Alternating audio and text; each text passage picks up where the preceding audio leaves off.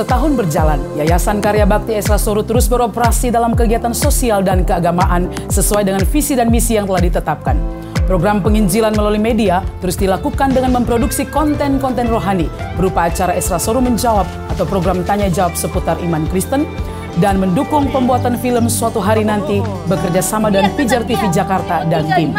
Aksi-aksi sosial juga terus berlangsung berupa pemberian bantuan logistik, dana pendidikan, biaya kesehatan, dan dana pembangunan. Yayasan KBS juga mulai merintis sebuah program percepatan keaksaraan pada anak melalui program mobil pintar sebagai upaya membangun kemampuan membaca anak usia dini dan sekolah dasar yang diimbangi dengan pengajaran nilai-nilai Kristiani pada anaknya. Kami berkomitmen untuk terus memberikan layanan terbaik dan bertanggung jawab sebagai bentuk syukur kami kepada Tuhan dan pertanggungjawaban kami atas kepercayaan dari semua simpatisan dan donatur setia yang mendukung pelayanan ini melalui doa dan dana. Jika saudara ingin mendukung pelayanan kami, saudara dapat berdonasi melalui rekening yang tersedia atau menghubungi kami melalui nomor berikut ini. Doakanlah kami dan mari melayani Tuhan bersama. Tuhan Yesus memberkati. Yesus disalibkan bersama-sama dengan dua orang penjahat. Kalau boleh tahu, siapa sebenarnya nama dari dua penjahat itu? Siapa nama dari dua penjahat itu? Alkitab tidak menceritakannya. Jadi kita seharusnya tidak usah penasaran dengan siapa sih orang itu. Karena kalau Alkitab tidak mencatat namanya, maka bagi Alkitab itu bukanlah sesuatu yang penting untuk kita ketahui. Karena pesan yang mau disampaikan lewat kisah itu adalah Yesus terhitung di antara para penjahat di dalam matinya. Dan itu menjawab nubuatan Yesaya 53. Tidak peduli siapa penjahatnya karena pesannya tidak menyangkut namanya. Walaupun memang secara tradisi orang menganggap bahwa dalam tradisi itu dua penjahat itu yang satu yang sampai mati tetap jahat itu namanya Gestas dan yang bertobat itu namanya Dismas. Itu menurut tradisi. Itu muncul di dalam suatu Injil yang namanya Injil Al-Tufuliyah berbahasa Arab.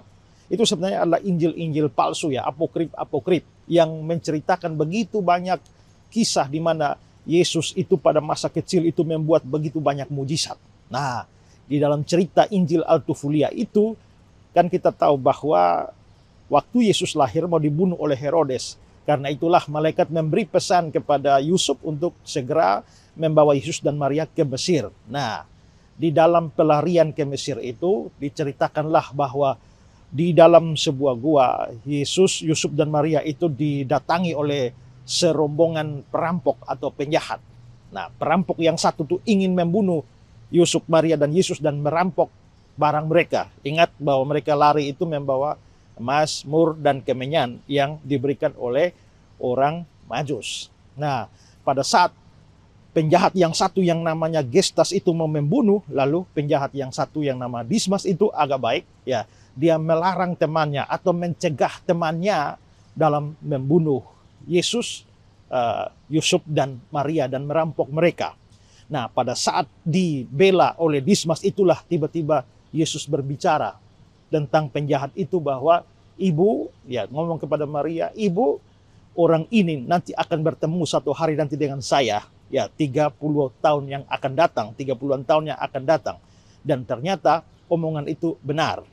Ya, akhirnya ketika disalib, maka Yesus bertemu lagi dengan dua penjahat itu, Gestas dan Dismas, dan pada hari itulah kita lihat kisah di dalam Alkitab di mana dia mengatakan kepada Yesus, ingatlah aku kalau engkau datang sebagai raja. Lalu Yesus berjanji hari ini juga engkau bersama-sama dengan aku di Firdaus. Nah, itu menurut tradisi dalam Injil Al-Tufuliyah, ya.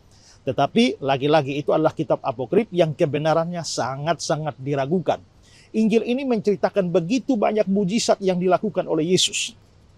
Air berubah menjadi anggur itu adalah mujizat atau tanda Yesus yang pertama. Karena itu kita harus percaya bahwa sebelum itu atau sebelum peristiwa itu tidak ada satu mujizat pun yang dilakukan oleh Yesus. Dengan demikian cerita-cerita mujizat Yesus pada masa kecil yang spektakuler itu dapat dipastikan sebagai cerita yang tidak benar. Dan karena itu juga tidak ada alasan yang cukup kuat bahwa kita mempercayai salah satu kisah di dalamnya bahwa dua penjahat itu bernama Gestas dan Dis. Yang penting dalam cerita itu bukan siapa nama mereka, tetapi identitas mereka sebagai penjahat-penjahat. Itu yang penting, karena Yesus harus disalibkan di antara penjahat-penjahat untuk menunjukkan bahwa dia dijadikan dosa karena kita, dan karenanya dia menanggung dosa kita.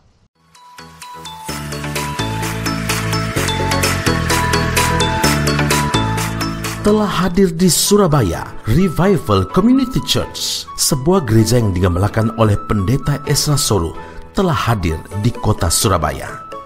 Kebaktian diadakan setiap hari Minggu pukul 10 pagi di Beldom Hall lantai 6 Apartemen Bellevue Manyar, Jalan Manyar Sabrangan, Surabaya. Untuk informasi lebih lanjut, silakan menghubungi Pendeta Muda Agustina Karpada di 0858 0626 7903. Sekali lagi di 0858 0626 7903.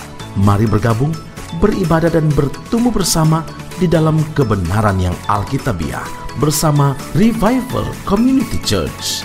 Tuhan Yesus memberkati.